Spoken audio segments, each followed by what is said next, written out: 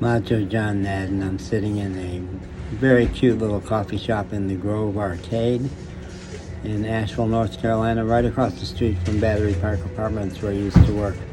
It's called The Summit, and it's tiny, but they make real good use of their space. And the girl behind the counter, the barista, just did something that triggered an association for me. She has said to 2 people in a row something she loves about them. I love that sweater. I love the way you 2 guys are matching. When I worked my last job in Asheville back between, it was 4 years up until the fall of 2019, I was a cashier at Earth Fare, which was a Whole Foods style supermarket. And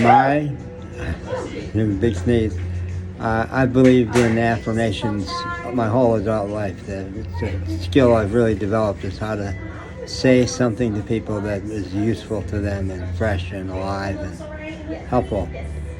Well, my bogey as a cashier at Earth Fare was to say something positive and as meaningful as possible to every customer who came through my line. Now, in a 30 or 60-second interaction, they weren't always super meaningful, but I worked at it. So this girl does it too.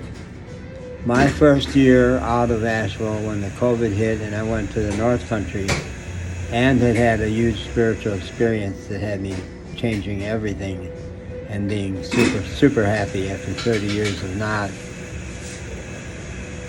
I reconfigured something I had learned a lot earlier in Chicago. I had been a meditator in a group called Science of Spirituality, where the goal was to meditate and listen within for spiritual sound and see spiritual lights. I never got very good at that, but I did find it comforting sometimes. What I got out in the mountains, where I was even way happier than before, was that the spiritual sound was not to judge any sound you heard, because out there I'd go, I love the crickets, I love the mountain stream, I love the birds.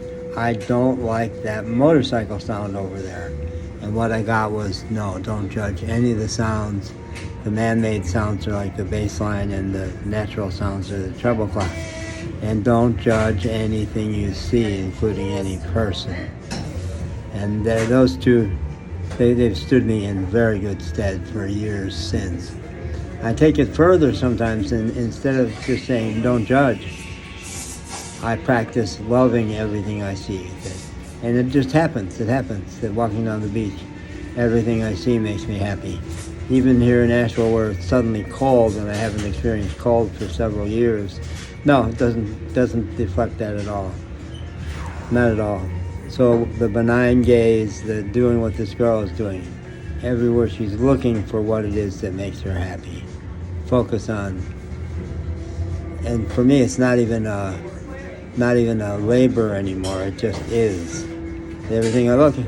It happened especially in Veracruz. I remember I had the first really bombardment with this. I was sitting in my camper van and noticing that everything that went by, every person that went by, every bicycle, every sidewalk cart, it all was making me happy. And that has continued. It's continued right through a real serious health challenge here, where for 6 months it wasn't clear I was going to live. Even through that, I mostly have continued to have this experience. And now that I'm well again, whoa, it's almost too much at times. All right.